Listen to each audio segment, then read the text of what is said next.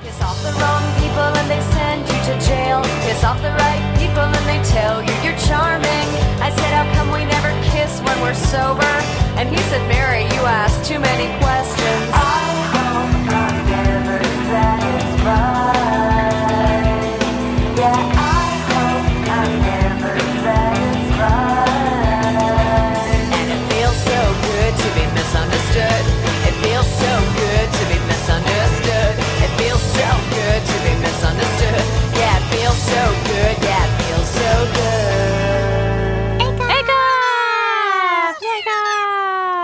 A-cups! Hello again, and welcome to another week of A-Cups. A-Cups! A-Cups!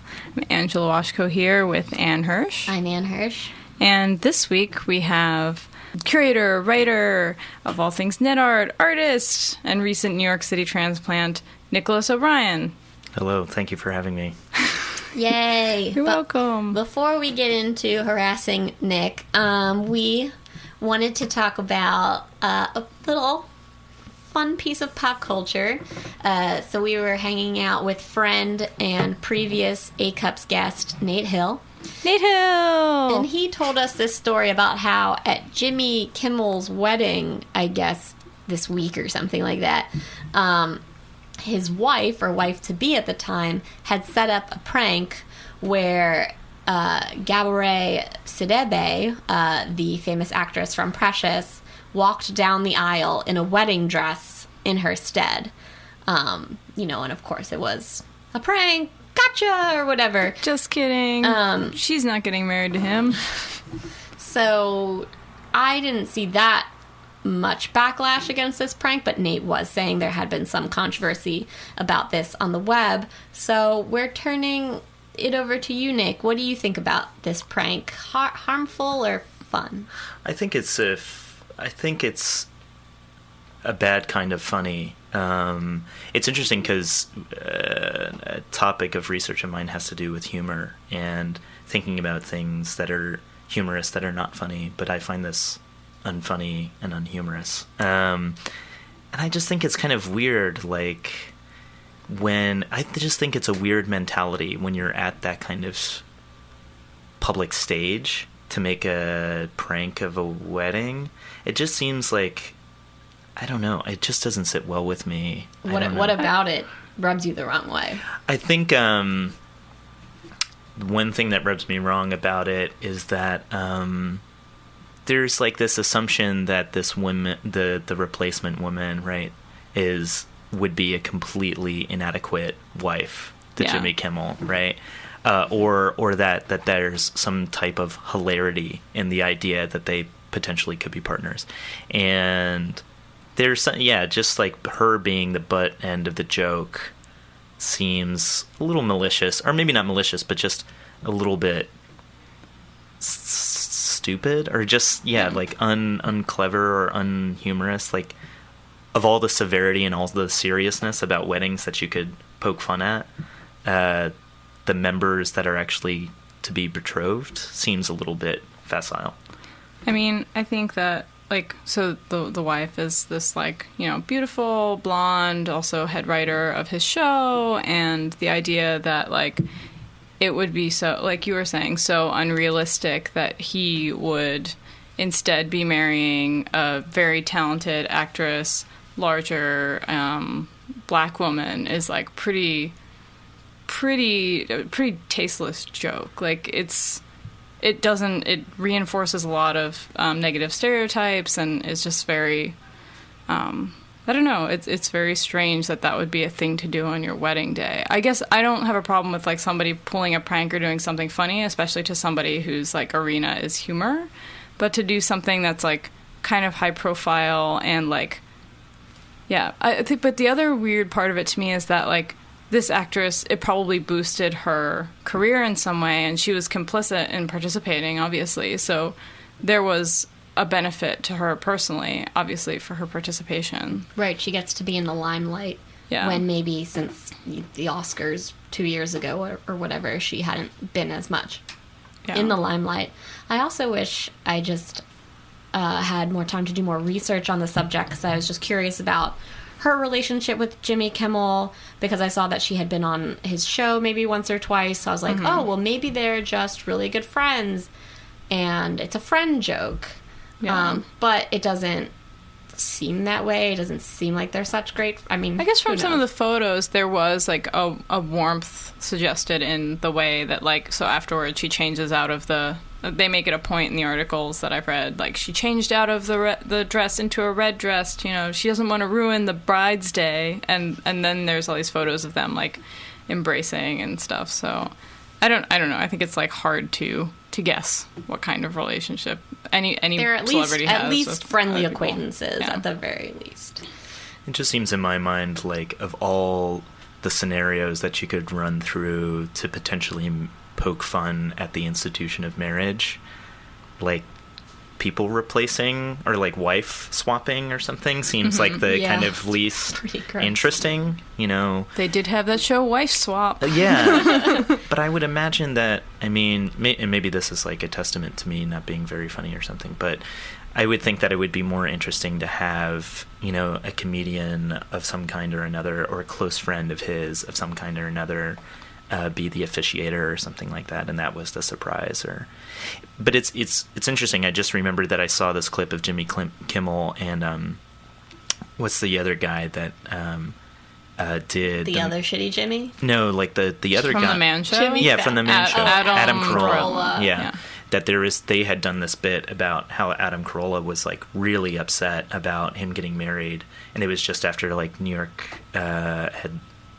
State had like legalized same-sex unions, Right. and he was like, "I'm proposing to you," and like he was like, "Oh, ha ha ha," you know, kind of thing, and then Adam kind of, in the bit at least, was like, "No, seriously, like we've been friends since forever, and I think like we should just get married. I think that we should just pull the trigger." And there is like, I don't know, it's interesting. It's not the first kind of bit in which his marriage has been, or the idea of Yeah, I think also, so Jimmy Kimmel's wife, as Angela said, is the head writer on the show. And I think it's just a testament to the shittiness of that fucking show. Like, God, the two Jimmys, their shows are just fucking terrible. I feel bad because, like, I've literally never... I watched The Man Show when I was a kid because you'd flip through and see Comedy Central, and that was somewhere that I would occasionally stop and then catch The Man Show, and as a kid being kind of like, oh my God, it's girls in tiny outfits jumping on trampolines. This is crazy. I can't see this on regular cable. What's happening?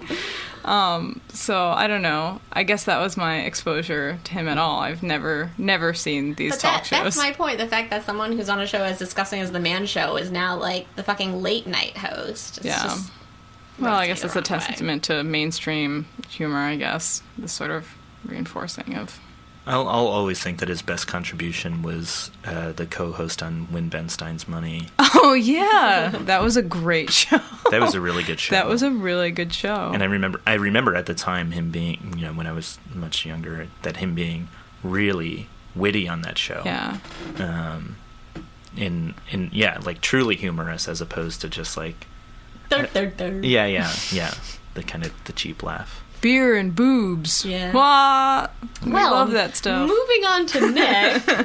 Nick, why don't you... Speaking of beer, Speaking of beer and boobs, let's talk about Nick. Yeah. So why don't you just introduce yourself to an audience who may or may not be familiar with you? Yeah, sure. Well, thank you guys so much for having me on the show. I'm really happy to be here. Eee. And That's a great start. so that's it. That's my introduction. No, I'm a very recent New York-based artist and curator and educator and writer, and I like to think of those things as being very equal types of practices for myself.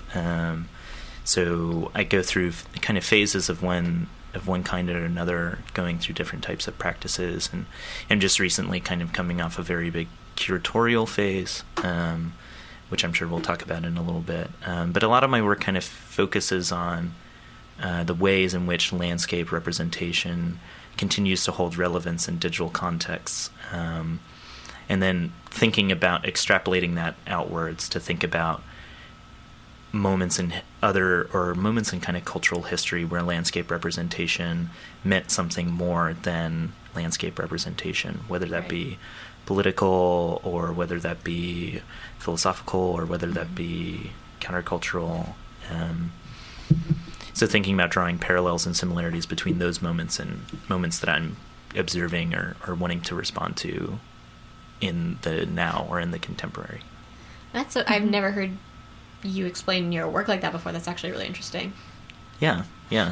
Thank you. I was just like, oh, I like that. Yeah, that makes a lot of sense. The work, a good follow-up introduction to that is that a lot of the work is really research-based. So a lot of it is manifested in kind of long-term projects. And recently, in the past couple of years, I've been working kind of slower and in bigger capacities in one way or another. So working on just like 2 or 3 projects a year as opposed to a bunch of smaller iterative works. But I think that's also kind of a reflection on the way in which a lot of people working in or around the web are changing their practices as well. So I don't think that I'm particularly unique in that perspective. But it's just a tendency that I've... I think to some degree that is a unique practice, at least within like whatever the umbrella term net art means. I feel like a lot of it involves like fast production, like rapid sharing and kind of like constantly contributing to like a stream of images. So I think that it's actually in that kind of field a disadvantage to have a slower research-based practice. It can be. I mean, that's at least how I experience it, because I'm also working in a similar way. Sure, definitely. You're not an athlete. No. What is the pronunciation of athlete? Athlete. Anyway. Yeah, no, I wouldn't say that. Well, I think in some ways it makes you more unique, and I think that a lot of people are disconcerted by the way so many young net artists produce so much of sometimes not that great content or quality. Yeah. So I think it is some way, I think there's a mix. I think you just hear about more the people who are producing so much because they're constantly contributing there. to. But the other people, like you guys both, all 3 of us, I think, have more research, slower based practices, and we all get the word out somehow, in some way.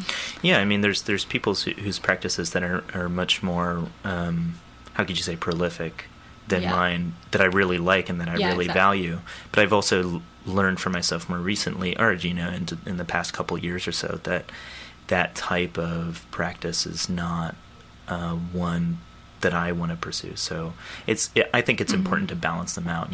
I wouldn't necessarily want to discredit people that are producing more, but I just know it's not the thing for me right now. Yeah, the most important thing is finding out what works for you and doing that. Definitely. Okay. All right, so we're going to move on to questions. Mine's first, and I want to talk a little bit, especially because we both work with video games from time to time, and I generally focus in multiplayer gaming spheres and misogyny and homophobia in those spaces, but also like mainstream games and like proliferation of gender stereotypes in there. So as someone that plays video games and works with them in their art practice, like, why do you think these spaces reinforce gender stereotypes, and why is so much of the player base outspoken in their unwelcoming attitudes toward women and women gamers? Like, when you're playing these games, do you experience that? That's a really great question, and I think that the portion of my introduction is that recently one of those fields of interest and research into landscape representation has to do with video games. That's kind of a really big core of something that I'm interested in working on and developing myself. Because it seems like when I go through your site, you do a lot with like the Half-Life engine. Yeah, I have in the past. Yeah, I've done a ton of stuff with using Half-Life engine and making machinima-based work on that. And then more recently, I've been kind of building games from scratch using Unity and Blender and a combination of other open source tools. But the question of misogyny and gender representations in online gaming but also in offline gaming, I think in standalone games. Yeah, in platform games or in standalone games.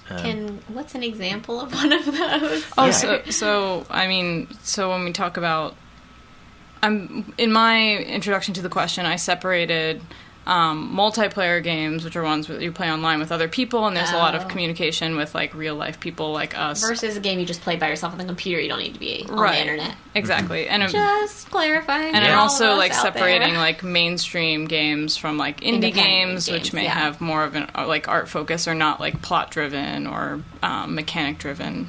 Gotcha. The main game that I play, that I have played, and that I continue to play online with other people is Team Fortress 2, which is such a great one. It's a pretty good game. It has a ton of replay value, and I go through phases of playing it. But I've never been too serious. But I find that the community there, in my experience, is very welcoming. This is so funny because we talked about this the other day, because that's the other game that I play a lot too. Yeah, it's true. And for the most part, there is a sense of camaraderie, and there's not much malice that I think that has been addressed towards gender. What is more, I think, unsettling for me is the common vernacular that's used in those gaming environments, about using a lot of like homophobic slurs and using a lot of like the kind of go-to trash talking is, using Suck very a dick. Well, yeah, Get like back it's in the very kitchen. it's yeah, well, but more to the point, like it's all based around kind of like male homoeroticism, but using homoeroticism as a bad thing. So it's like using terms like oh, that's so gay, or using terms like don't be such a prick, or stuff like that. I think that's kind of more of a problem on there, but I think that things are kind of getting better. There's a turn that's happening, and I think that's also the result of that culture, a lot of gaming culture being, when it manifests physically in conferences and in tournaments and in things of that nature, a lot of the time there's a really, I found in my personal experience, a quite healthy queer contingent of one kind or another. And whether that be in drag, or whether that be in people, whether that be in just queer individuals having representation. When you say drag, do you mean cosplay? Not necessarily all the time. That's certainly a popular. Because I honestly, actually, in my experience, I disagree with you. Like, I think that it is still largely. I don't know, at least in the LAN competitions and bigger things that I've gone to, there's still been a very, like a bro. You're a woman, like, you don't get shot in the face by that girl, you're a fucking faggot sort of thing. Like, right. And also, like, the booth babes at the E3 conferences and stuff like that. Like, I think that's, like, still very much, it's getting a lot more mainstream media attention. Right. But because of really awesome progressive writers. But I think that I don't know if I'm entirely like in agreement with you on that. I agree with your disagreement, in the sense that I think the conferences that I'm thinking of are more based, are not exclusively about gaming culture. Oh, okay. So like Feminists in Games was a big one in Canada recently. So you're talking more about like topical. Yeah, but also like in like various iterations of Comic-Cons that would have gaming sections of them, or at something like, although I haven't been there, I've seen a healthy discourse come out of places like IGF, which is an independent games festival, which is held in conjunction with CGC, which is the conference on game, or CDs, I forget. It's a game developers conference, but it's basically for that's what it is. GDC, Game Developers Conference. And so that's for all types of individuals, from big blockbuster titles to little games, and there is a growing disparity between those kind of like booth babe culture and people that are like setting up their little shop and being like, this is like an art store. But But in terms of like playing, to be honest, I haven't played in really AAA game titles, but I watch it's weird because I watch a ton of Let's Play videos. Yeah. And it's very interesting to me that in those videos, for the most part, the most popular people in Let's Play or in kind of walkthrough gaming YouTube channels and stuff like that, they're all men. Mm-hmm. For the most part, I would say 95% of them are men. And there are definitely moments in that where it's like for instance, I was watching a lot of like Tomb Raider walkthroughs recently, and there's like a lot of stuff like, oh, that dumb bitch and stuff like that. Yeah. Like, but it's not that she's dumb; it's actually that you're dumb. So there's a lot of this because you're playing as her, right? Yeah. So there's a lot of this like projection of who the character is on the screen, and not about you as a player. And I think that lies kind of like a problem of misogyny and gender representations. That's such a weird phenomenon because, I mean, in World of Warcraft, so many men play female characters, so much so to the point where everybody assumes that any character that's walking around, whether it's male or female, is actually played by a man, and very, very few women actually do that. They just assume that they should play a female because they are female. Right. So why does that happen? Why are men projecting this ownership onto women? Is it like related to like, I don't know, prior notions of film theory or? Oh, I mean, certainly you could look at something like male gaze, right? To like unpack that stuff. There was this who is that woman? This critic and writer talked about all of these multiple user. Lee Alexander. No, maybe. No. Sarah Bryn? No, is this woman... this is a more kind of historical precedent of, like, multiple user domains and stuff like that, and this woman profiling men who were posing primarily as Asian women. Mm-hmm. I want to say that her last name is Silver, but I can't remember. Anyways, her kind of...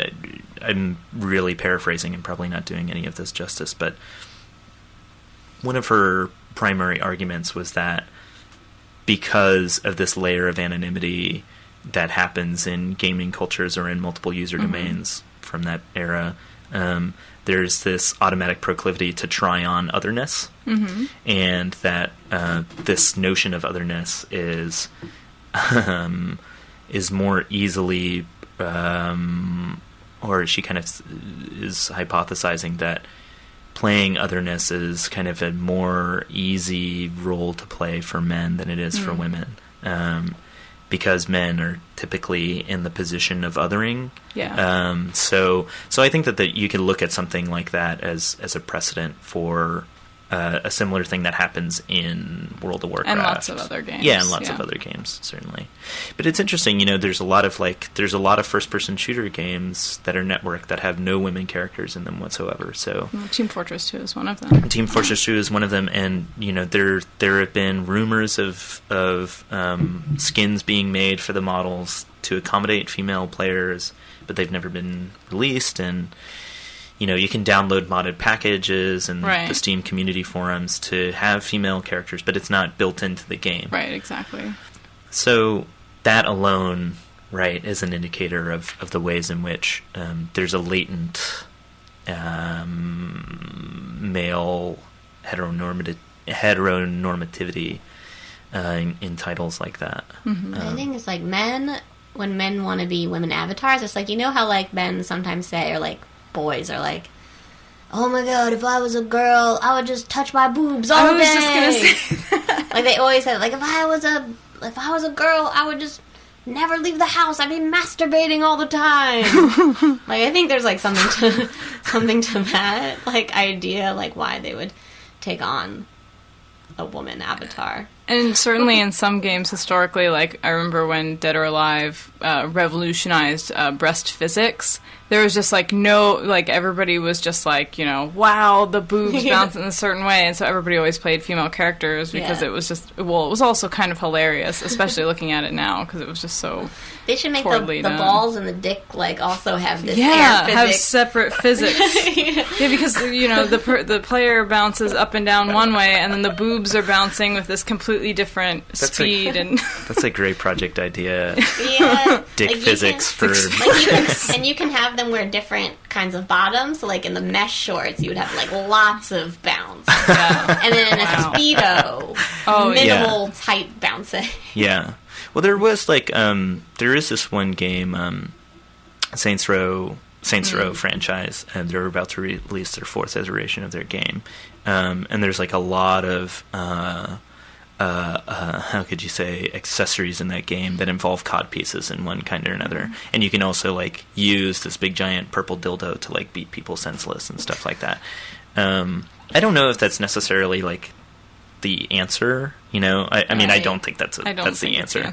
But I think that it's interesting in the sense that, I don't know, I think that, like, yeah, like, male gamers are, like, they're so into the fantasy. I think that's part of it, you know? I think that because the fantasy is so enriching in one way or another. But when the I think the problem for me is, like, when the fantasy, and we should probably move on to another topic soon, but when the fantasy is, like, especially when it's spoken about in such a way that's related to popular culture or politics or what's going on outside of the screen, to me it's like no longer fantasy space when you're just talking about, like, the same traditional values, and that, I don't know, I guess maybe that is if that is the fantasy of the person who's playing, I think that is evidence of a bigger problem, you know? Yeah. Right, because the fantasy is these societal constructs that we're aiming to be. Right, it's actually not raw fantasy, right? It's like, right. It's a different type of heteronormativity, right? Yeah. This is one of my biggest gripes about Sims, and we can move on in just a second. Yeah. But, like, you know, the Sim purports itself to be anything. You know, you could do anything that you want, but you're actually living, like, an incredibly worker drone lifestyle. Yeah. For the most part, even in, like, the slacker track of the Sims, you still have to work. Yeah. So it's and like, everything falls apart when you don't. Yeah. Or do something right. outside so of that. Constraint. Yeah. Unless you have enough money to sustain, like, the anyway. But that it's is like real life. It's like So last week, moving on. Last week we had writer Gabby, aka Gabby Bess, and she is big in the alt-lit scene. And last week we asked her, Gabby, what is alt-lit? Describe it for us. So I would say that net art, a scene that, you know, you've been involved in, that you curate, make work within, is sort of alt-lit's, like, cousin or something. So how would you define net art? And how have you seen it change since you started being a part of it? So maybe also talk about how you define net art, but also how you see yourself in it, how you got involved in the scene. Yeah.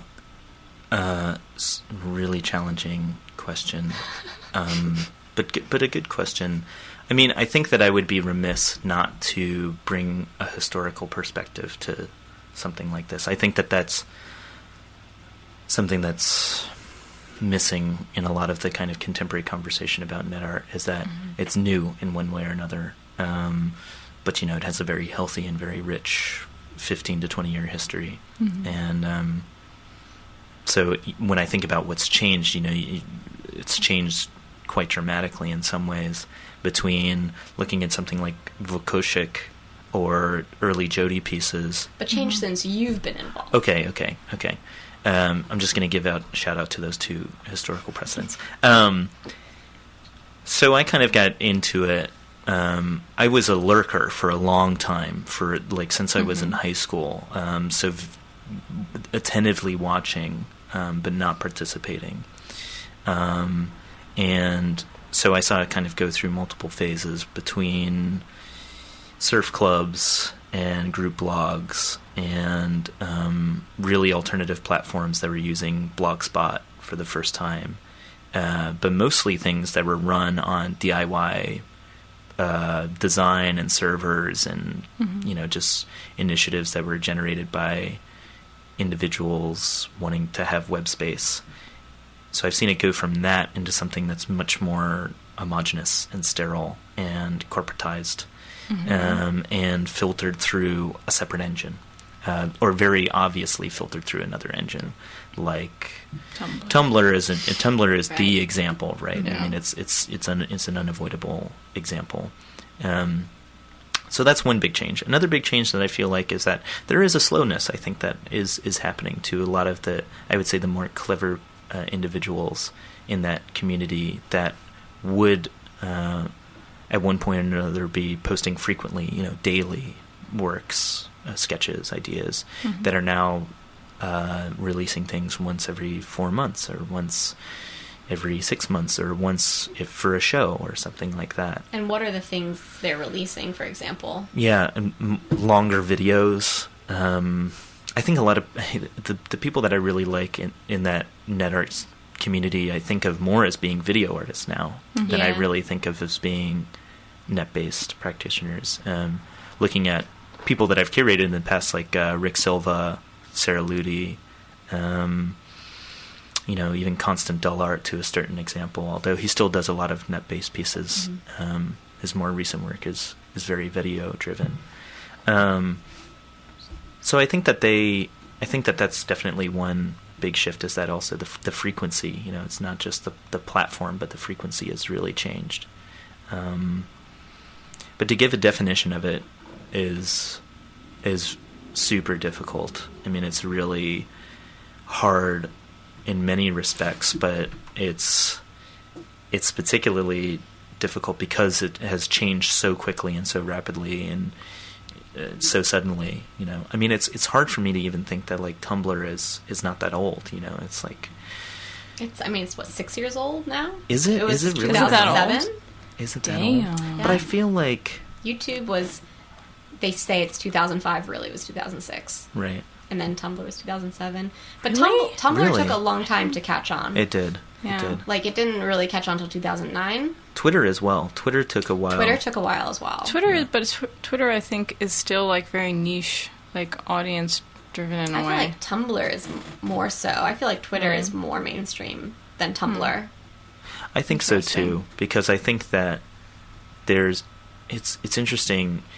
Twitter is so journalism based. For some reason I've just been thinking about this a lot. Like journalists love Twitter. Oh, yeah. Because it's like The Wire. It's like the news Hot feed. news now! Yeah, it's like the feed. It's like constant feed, and whatever is the like thing is like reappearing and reappearing and reappearing. Yeah, that's good. And so, like, yeah, there's something about that I think really appeals to that journalistic. I don't know how you could describe it, but that fire. Yeah, quick information. Yeah, and also it can be like sort of like a soapbox, like kind of direct to your audience, kind of. I don't know. It operates at a different speed than Facebook, I feel like, or something. Oh, the speed is ridiculous. Yeah. And the content even is completely different.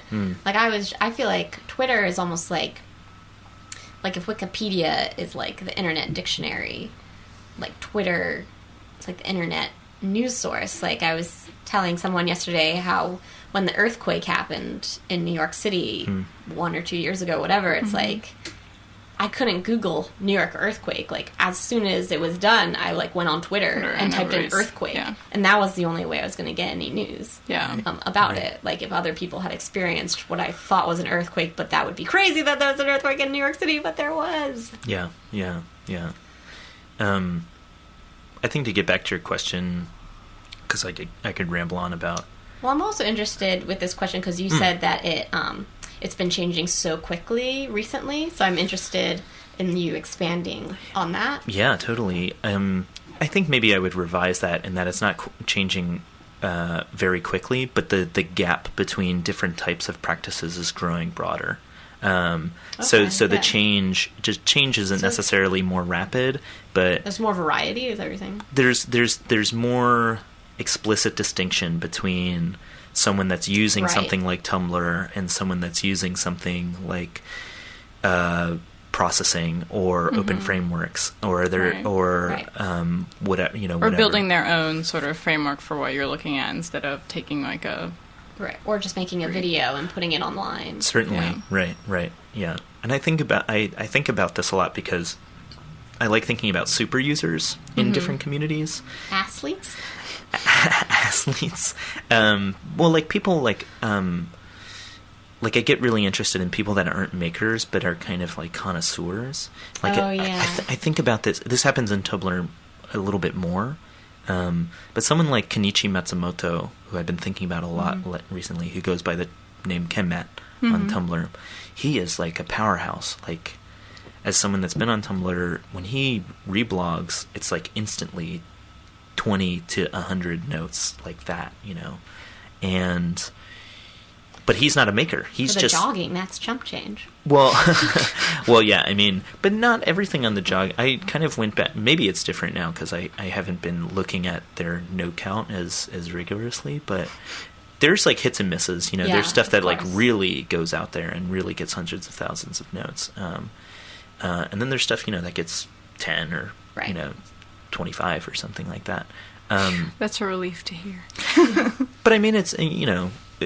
But they're kind of working. I think that community and that collective is working on a totally different set of criteria. That's true. Than someone who's reblogging, right? Yeah. Someone that's reblogging, or even someone, you know, that has no interest in Tumblr and is only making their artwork for Facebook or something like that. So I think that to revise, it's not changing quicker. It's just that the camps are becoming much more defined. Yeah. That makes sense. I think it's also, I think a lot about how, like, for example, 25 notes on Tumblr is a lot, but 25 likes on Facebook is not that much. Right. And it's like, well, theoretically, your Facebook community is actually probably smaller in some ways than the Tumblr community. Than the reach you have on Tumblr. Yeah, because on Tumblr things go out, like in concentric circles. Yeah, because when somebody who has a lot of followers suddenly like reblogs your post, then suddenly you have 100, and you're sort of like, how did that happen? I just started this thing and I don't know anybody on it. Yeah, and like with Twitter too, it's like if I get like one fave, I'm like really excited. Yeah, me too. One person liked this. I'm a big favor. I'm a big favor on Twitter. I really like. I fave. I think I fave the most. Although I do like a lot on Facebook as well. Yeah, I recently quit Facebook, so I'm not. I know. I mentioned that in my Facebook announcement. I was like, recent Facebook leaver, as I try to tag you on. Yeah. Oh man, what? As a tangent, what sparked? I'm curious about that decision because a friend of ours, Man Bartlett, also very publicly quit Facebook. Yeah, I didn't want it to be a public thing. I thought that would actually like give in to the reason why I wanted to quit. Which was I became too obsessed with other people's practice. In just basically bare bones.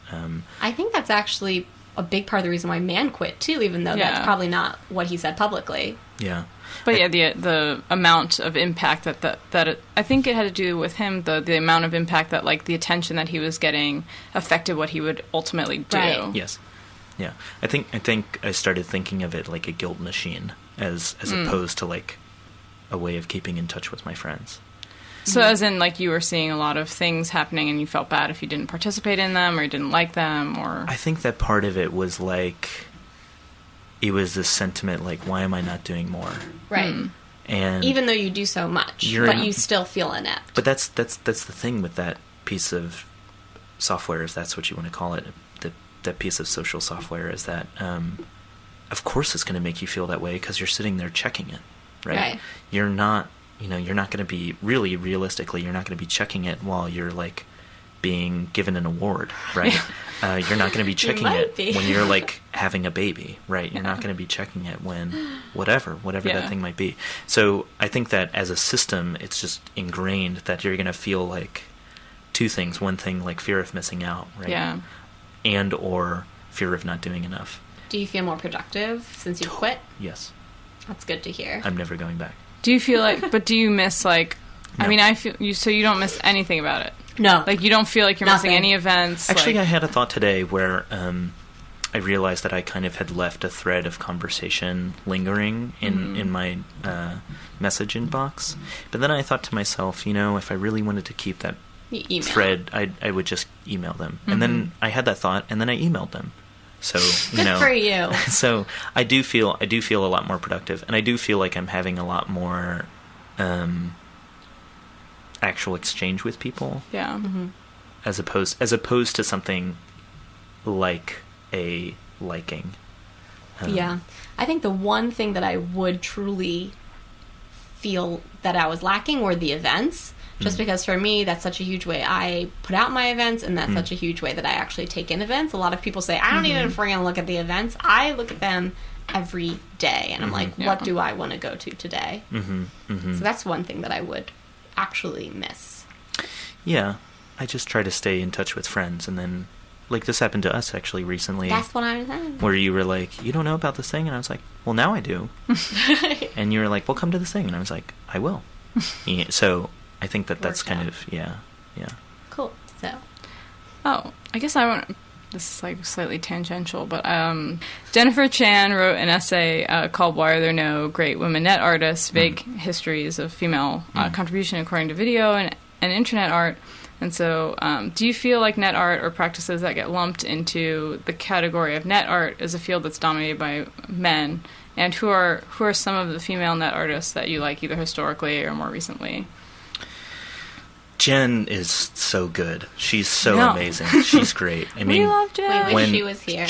Yeah. I mean, I was just about to say she's A-cup worthy for sure. She would be a great we talk about A-cup. She would be a fantastic on A-cup so many guest. levels. She's great, and I'm really appreciative of her practice in many different ways, and I'm particularly appreciative because she cites me as a reference in that essay that you just mentioned, which is a huge honor to me because I really respect her writing a lot. I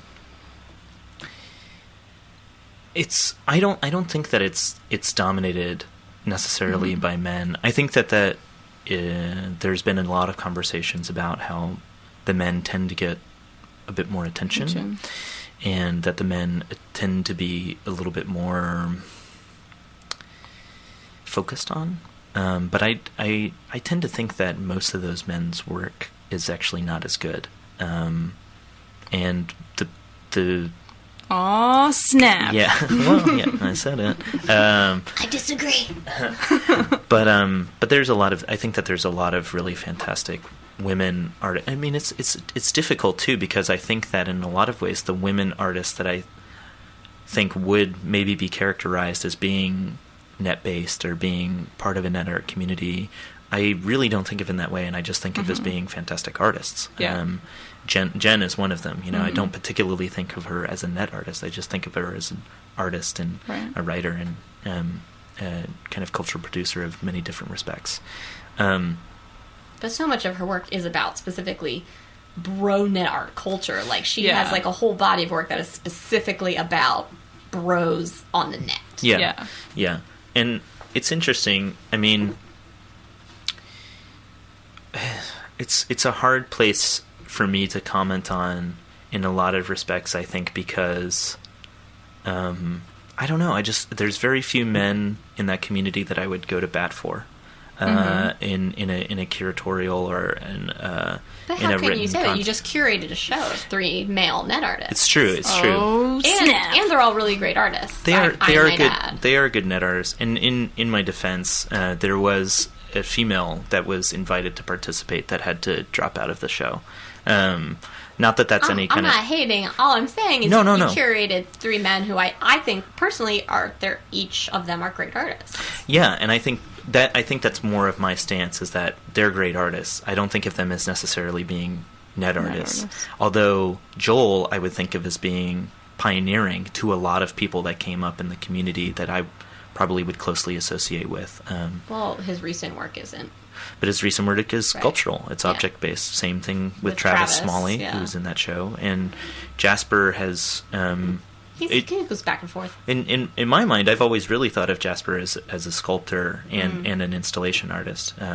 Even though he presents his work primarily online, I wouldn't say that he's really net-centric. I think, Jasper is a bit younger than the other 2 artists, and I think what I've seen with artists around Jasper's age, so 23 and under, 89 plus, if you will, is those artists don't make net art, they're just promoting their art like crazy on the web and networking on the web, but they're not making net art. Right. Like, certainly, and this is one of those, getting back to the previous, connecting these two questions, this is one of those big differences, right? This is the big change that I've seen, is that I think that there, of that 89 plus crowd, I would be somewhat hard pressed to find someone that knows how to program, for instance. Yeah. Well, it's becoming irrelevant. Totally. I mean, it's not necessary to get your work out there, right? In 2004, or to make something interesting on the web that looks good, you do not need to know how to program. Sure. I mean, the web has changed in a lot of ways, where the web has accommodated people that don't need to know programming. And the web, in a lot of ways, is just inherently a lot more commercial. So things like physical objects that get photographed and then represented online are already kind of more situated, right, to like fit within that kind of commercial web. I think. But getting back to the question that Angela was saying before, I mean, it's. I think that Jen's essay is a really interesting one, and I think that somebody, I want to say that it was Lindsay Howard, but it might not be her, so I apologize to her if I'm misquoting her. But I feel like she kind of argued, like, why isn't there a great net artist, right? Not female, male, regardless. Right. There's not even someone that you could say there's a great one of this discipline. I think that a lot of people would maybe cite someone like Jody. Or Oliver Lyric, I feel like. Yeah. I mean, Oliver is a brilliant artist. He's Corey not Archangel. I mean, I'm just saying, when I see people who sort of make these kind of like whatever bullshit lists about who's like the great blah blah blah, I see Oliver Lyric, I see Jody. Yeah. Constant art ends up on there. But Jody is a net art. That's a net art project, right? They're old through school. And through. Yeah, they're old school. And Derek has a sculpting background. I'm not quite sure what Joan's background is, but they were programmers. They were people interested in code. They were people interested in the way that networks worked, so on and so forth. And someone like Oliver, even though a lot of his work was online and was presented exclusively that way for a long time, I wouldn't think of... Yeah, he's not really a net artist. I wouldn't think of him... I would think of him as a video... I think of him as a filmmaker, video really. maker. Yeah, I do too, but I still think that, like, as like mainstream art magazines and other things are trying to like unpack net art or whatever, I think that any practice that is distributed largely through the web gets kind of put into that framework. I'm a Franco and Ava kind of girl myself. And they're one of those rare types of people, I think, that have really done well with that transition that we were talking about before.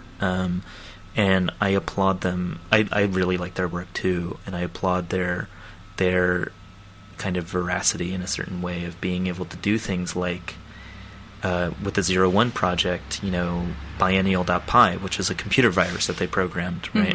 And then, 10 years later or so, making something like the No Fun project with Chat Roulette, right? Right. The Hang. It's like they have an amazing ability of staying contemporary with whatever technological context they're in. Well, I think they just started so young. They're still so young. They're not like out of touch in any way. Totally, yeah. And they're so smart. They're so brilliant. And they're like, I just love how they're like edgy.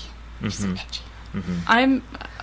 I like most of their work. I had problems with My Generation, the piece, which was a sort of YouTube mashup of videos of kids freaking out at technology, some of which were staged, some of them weren't. But that piece felt immediately like dated in a weird way to me. But otherwise, I really like them, and Freedom was definitely very inspirational to me. Yeah, well, so I think back to Angela's original question, and then I'm going to ask my next question because we don't have tons of time. But I feel like when Jen wrote her essay a couple years ago, that she was pretty head-on. There was not that many strong female voices in the net art scene, and I do think that's changed a lot. because of discussions that have happened. Just because the scene, as Nick has said, has gotten bigger and I think allowed for a wider variety of practices that maybe aren't so nerdy or something like that. And just, so... Women are also, like, coming together and, like, Yeah. I think, like, Star Wave, the group that we're in, and also just, like, this sort of, like, solidarity of women working in that field who are Yeah, I think like, we communicating. noticed that we're not being represented. Yeah. And, something happened and things are changing. So I am, like, really psyched about that. So I feel like I want to not ask my next question. I want to ask the next question. Skip to wherever you want. So, as we said, you've recently moved to New York City. Do you think this will change your artistic and or your curatorial practice? It seems like up to now, probably many of the bonds you've made have come from, researching on the internet. You said you were a lurker, and relationships that you built online. So I'm just curious if you see that changing at all now that you're going to see so many artists in meet space, work with organizations in meet space.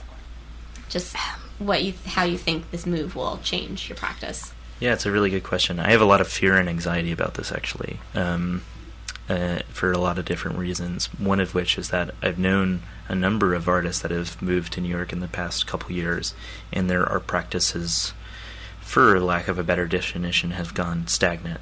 They kind of In what way? they've like plateaued in a certain extent, and they kind of have been interesting. killing the same thing. Like beating the same. Beating the Yeah. dead horse. The dead horse. Yeah.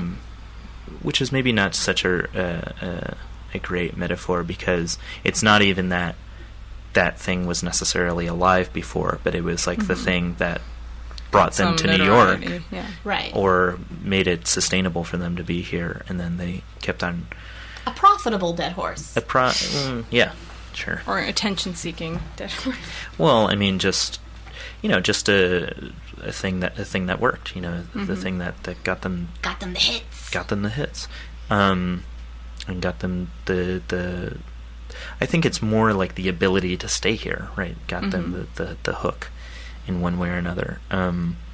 So I have a real fear of that. I have a real fear of like not continuing to grow, not continuing to develop, not continuing to challenge myself.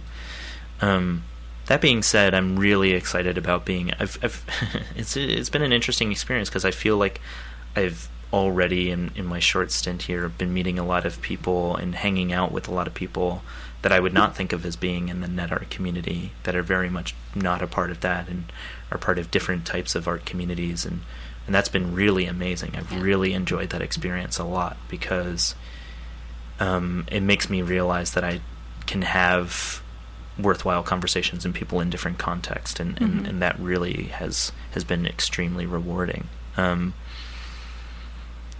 That being said, though, I do think that the practice will change a little bit, just because access is a lot different here. Yeah. And there's a lot more things that, just by virtue of being a resident, I'm more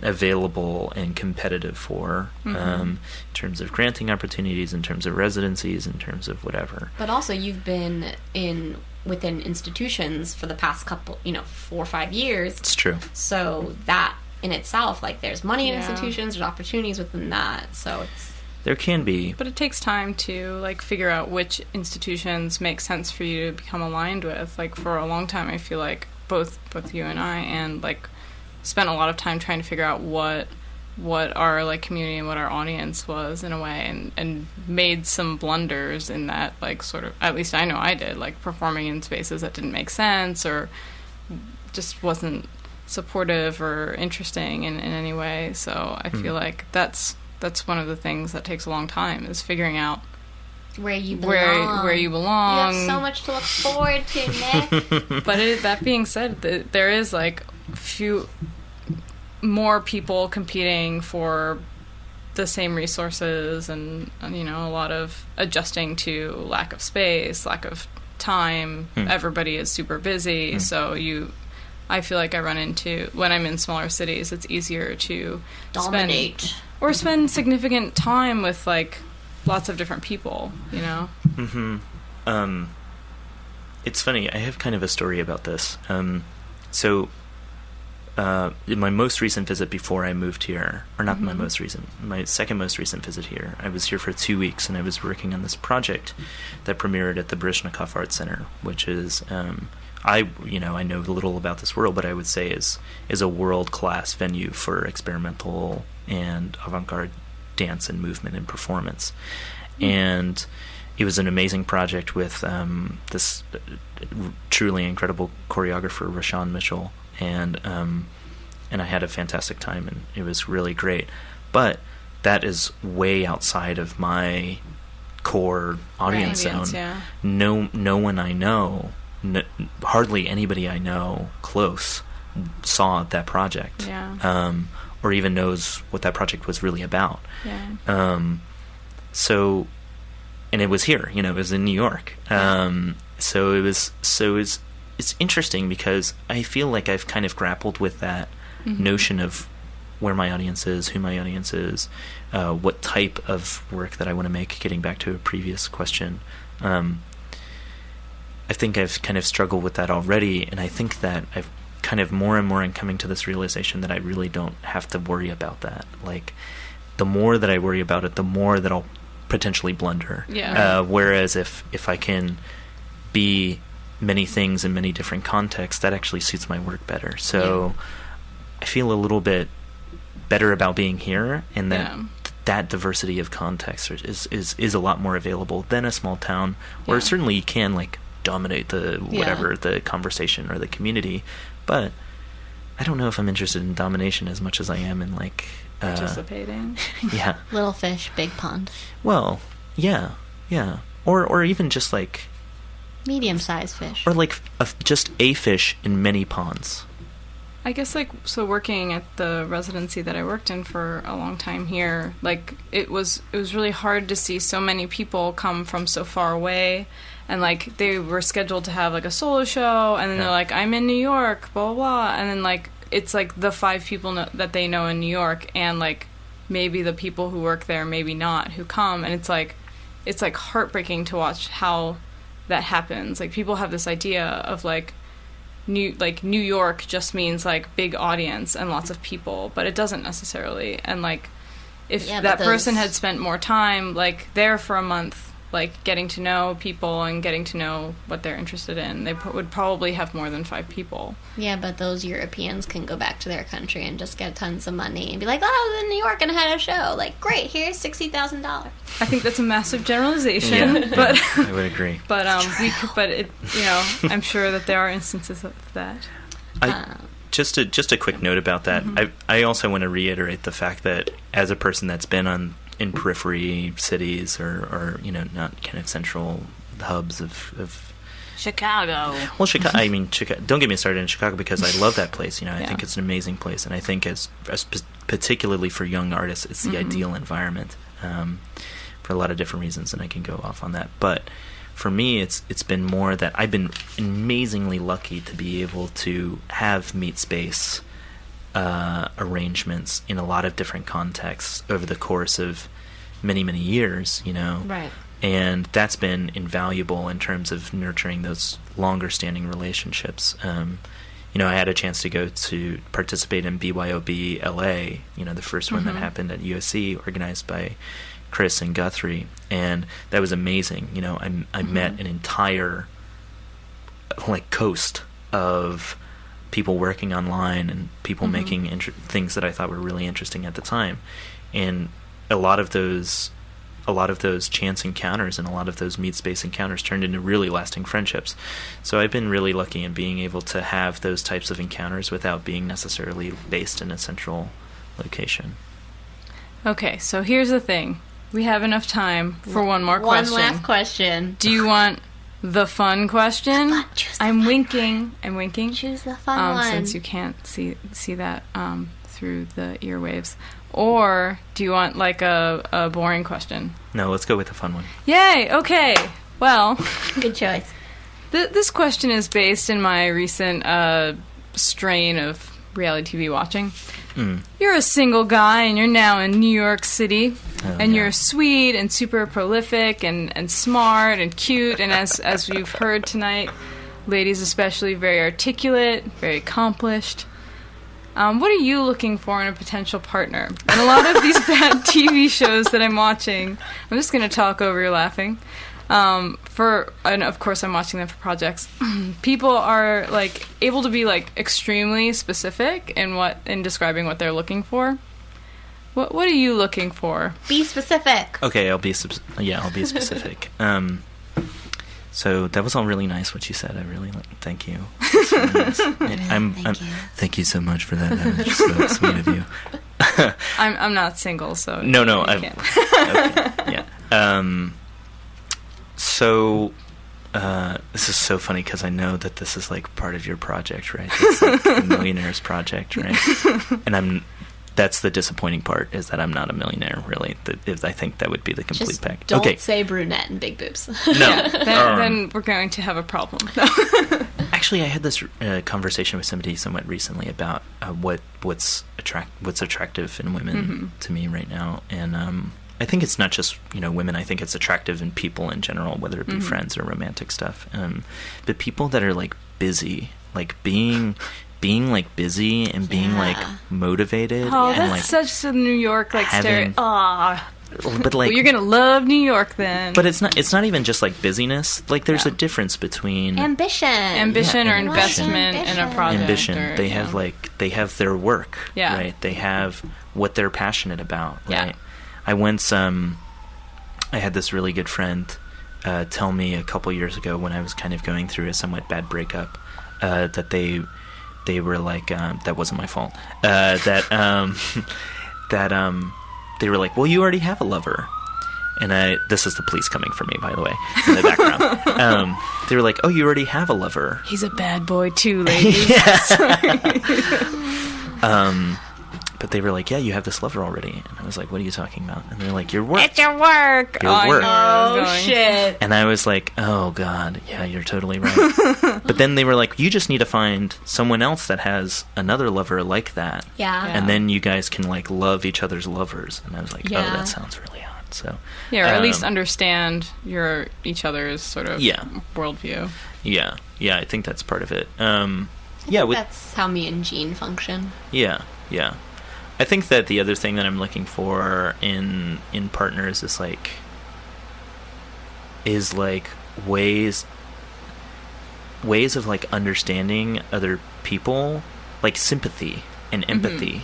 Like that's really important to me in people. I think like people that really write off other contexts or write off other people in other scenarios are like so committed in their tunnel vision to their way of life. Minded. Ew. Yeah, that really is super That's turn a off. no. That's really bad. Yeah, open-minded is like number 77 on Patty's big list. Patty's big list Patty's of what's attractive to millionaires. Oh. Open-minded. So many of those qualities, I think, are good qualities. Or like kind of weirdly universally attractive. Like smart. Yeah, funny. I don't know. Well, maybe not everybody is funny. You pass the test. Yes. But you didn't list any physical attributes. Do you? I mean, I feel like even people that say that doesn't factor in it. You generally have to be attracted to somebody, but you don't have like a specific. Like for me at least, and I think some men do function like that. So much of the attraction does come from knowing the personality. Yeah. No, I agree. I think about well, to answer your question first is I like, and maybe this is probably going to sound really stereotypical too, but I really like unconventional attractiveness, like someone that's not like cookie cutterishness is like really. I don't even kind of look at it at a certain point. I'm just like, this is kind of boring. Yeah. But people have like that to have like one little flaw, like, or not flaw, but I wouldn't even weird, frame it a flaw. Unusual, but like one little like thing that makes them different or unique or something like that. Like I think that's really great. But I was also gonna say like, what was the second you were saying about? Something about the personality makes them oh, attractive. I think about how people's faces change a lot.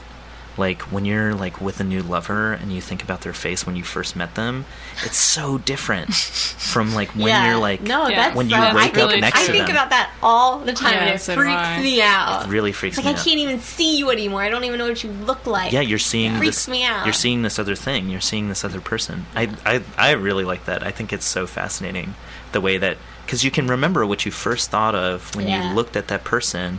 You know, it's kind of this gut reaction that you mold that gut reaction into this other emotion. Yeah. Yes. Yeah. Because the person I date, Alex, was my friend for so long before we dated. I had like best friend, like this kind of like, I don't know, somebody had suggested to me years prior, like, oh, you should just date Alex. And I was like, like, what are you talking about? I would never do that. But then like, he looks so much different to me now than he did then for some reason. It's just like the mentality that you have when you're, you know, the roles that you have change and stuff like that. Yeah. Awesome. All right, well, Nick is single, ladies, and, you know, all of our listeners are thoughtful, considerate, feminists, and Nick is a very socially conscious, thoughtful person, so... Jesus, this is like... You're ruining my... heavy endorsement here. My plan. Yeah, Anne's plan. So, Nick... So hit me up on MySpace. I'm at... Nick, how can people find out more about you, and are you up to anything in the future? Yeah, people can go to my website, which is double_.net. That's spelled out. Yes, thank you for clarifying. No problem. And... I'm also on Twitter, as we were talking about before, __NK capital O. I think the thing that I'm working on right now that's like the most pressing thing is I actually got this amazing opportunity to write and conduct a series of interviews for this catalog essay, or for this catalog for the Decenter show that's traveling to George Washington in D.C. So yeah, I'm actually just finishing up the introduction to that, and that show will be down there starting in I think in the middle of this month actually. And then the catalog I think is going to be released at the beginning of September, I believe. Nice. Yeah. Very cool. Yeah, I'm really pumped on that. Yeah. Hey, and do you have anything coming up? I do. I forgot to say it last week, but I have been making a video series for American Medium Television, AmericanMedium.tv, and the second episode is up now on that website, and I do a male character, I troll anti-feminists, lots of fun things to see on Jason Biddies. Yeah, Jason. If you know Jason Biddies, Love Jason I love Biddies. this character. You It's so can't, good. you can't miss him. And then also, I'm doing a performance in Philadelphia on Friday, Uncanny Visions #4 at Ox, which is Vox's Vox Populi. Vox Populi's performance space, and there's so many great people involved in that. So if you're in Philadelphia, you should check that out. I'm moving to San Diego in a couple of weeks, which is really weird. Shut up. Oh, that's so sad. I'm glad you all think that. I appreciate that so much. But I'll announce more of my goings on next week because it's closer to when they're happening. But next week, Anne is on vacation again because she just takes all these vacations all summer. Such a jet setter. What can I say? So I'll still be here, not on vacation, with director of EFA Project Space and also artist Michelle Levy, and also Creative Times Sally Swed. Super psyched to have them badass ladies in charge. Woohoo! Woo! So yeah, subscribe to our iTunes. Subscribe to iTunes. We only have 2 episodes left. Yeah, Only we have to 2. talk about that. We do. We'll Yeah. talk. Anyway, thanks for listening. Thank you so much for coming in, Nick. Thank you guys. Nick, we never had anyone do this. Do an A-cups. A-cups!